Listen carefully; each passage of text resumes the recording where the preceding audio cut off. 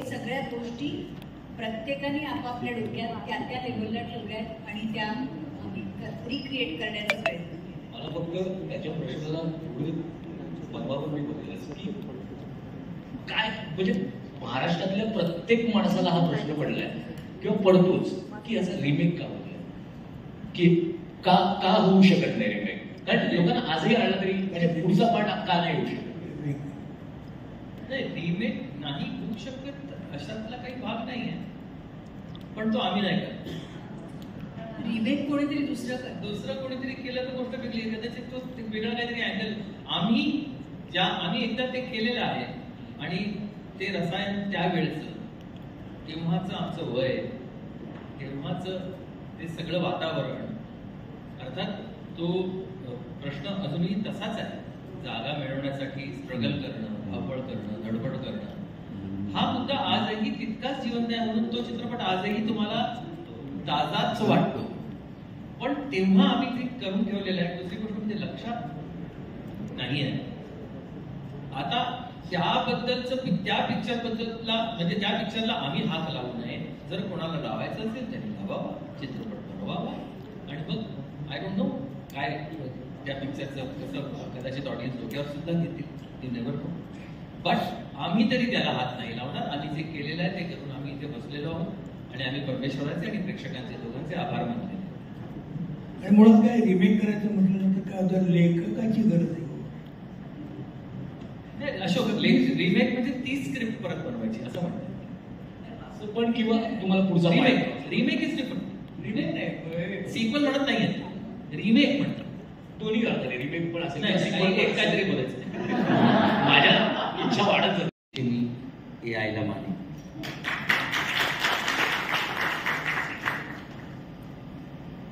काय यशस्वी झाली, कारण तसा अभिनय केला गेला, तो अभिनेता तो आहे. तर मग मी तुम्हाला असं सजेस्ट करेन की याच अभिनेत्याचं वेगवेगळं रूप पाहत राहा ना. फक्त तेच का, तो बाकीच्या रूपात सुद्धा तितकाच मातब्बर आहे आणि नेहमीच राहणार आहे. आणि जर तुम्ही याच्यावर जर लिहून आणत असाल तर मी करायला तयार. चांगला लेखक, हा शेवटी चांगला लेखक हवा हेच करत. पण तुम्हाला जर तेवढं कॉन्फिडन्स असेल तुम्ही शिकली, आपण बघू पुढे काय करायचं.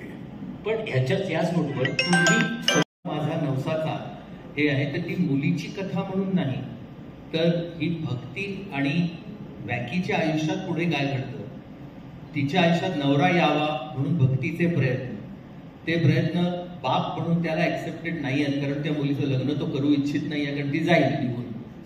तर हा सगळा जो भाग आहे तो त्या नवरीचा आहे, बायकोचा आहे, स्वतःच्या नवऱ्याला खुश करण्याकरता. आणि त्याच्यामध्ये तिला मिळालेला नवरा त्याच्यात ती आईला, मला कन्फ्युजच करायचं, तर ती आईला पाहत आईच्याकडनं सगळं शिकलेलं आहे. शेवटी ती आईचीच मुलगी म्हणून ती स्वतःच्या होणाऱ्या नवऱ्याकरता काय नवस करते, कसा करते. त्यामुळे या चित्रपटाचं नाव नवरा माझा नवसाचा 2 आहे. समजलं नसेल तुम्हाला काही, पण तरी सुद्धा तुम्ही हो म्हणता. Sachin sir 20 September Sachin sir तुम्ही काय सांगितलंय की फक्त नाव विसरायला लागेल, कन्फ्यूज करायला नाही लागेल. सर पण ऍक्च्युली ह्याच नोटवरती मला तुम्हाला असं विचारायचंय की ठीक आहे, मॅमना प्रश्न विचारायचा आहे की तुमची मुलगी तुमच्याकडनं हे सगळं शिकली आहे आणि तिने तुम्हाला कन्व्हिन्स केलंय की बाबा चांगला मुलगा आहे तर माझं लग्नाची लावून द्या तुम्ही. पण ऍक्च्युली ह्याच चित्रपटाचा एका वेगळ्या अँगलने जर तुम्ही बघितलं की तो बिचारा होणारा जावई पण सासू सासऱ्यांना कन्व्हिन्स करण्यासाठी काहीतरी करतच असेल ना, तर मग त्याच्या पॉइंट ऑफ व्ह्यूने हा चित्रपट आणखीन एक होऊ शकतो. त्याचा पॉइंट ऑफ व्ह्यू पण आहे. आय थिंक स्टोरी बाबत ह्याच्यावरती काही बोलू नाही शकणार. मला असं वाटतं की तुम्हाला सगळ्या प्रश्नांची उत्तरं 20 सप्टेंबरला नक्की मिळतील. आणि त्यामुळे तुमच्या डोक्यात अजून काही प्रश्न येतील ही गोष्ट नंतरची, पण ते आमच्या फायद्याचं होईल कारण त्यांनी आम्ही पुढे पण काहीतरी करू शकतो. आणि टीम म्हणून आम्हाला फार आनंद आहे की तुमच्या मनात जे प्रश्न येत आहेत त्याची आम्ही खबरदारी घेतली. असं आम्ही गालातल्या गालात हसतोय चौघे की अच्छा म्हणजे हे जे आपल्याला वाटलं होतं, म्हणजे सरांना किंवा रायटर्सना जे वाटलं होतं की असं वाटू शकेल त्याची उत्तर तुम्हाला चित्रपटात मिळतील असं आम्हाला माहिती आहे कारण आम्ही शूटिंग केलं, आम्हाला शकण्याची शक्यता असू शकते. So we are very happy की तुम्हाला प्रश्न पडलाय कारण आम्हाला माहिती आहे की याची उत्तर तुम्हाला 20 सप्टेंबरला मिळणार. पण परत आणूया. नाव विसरायचं कन्फ्युज नाही. माझा प्रश्न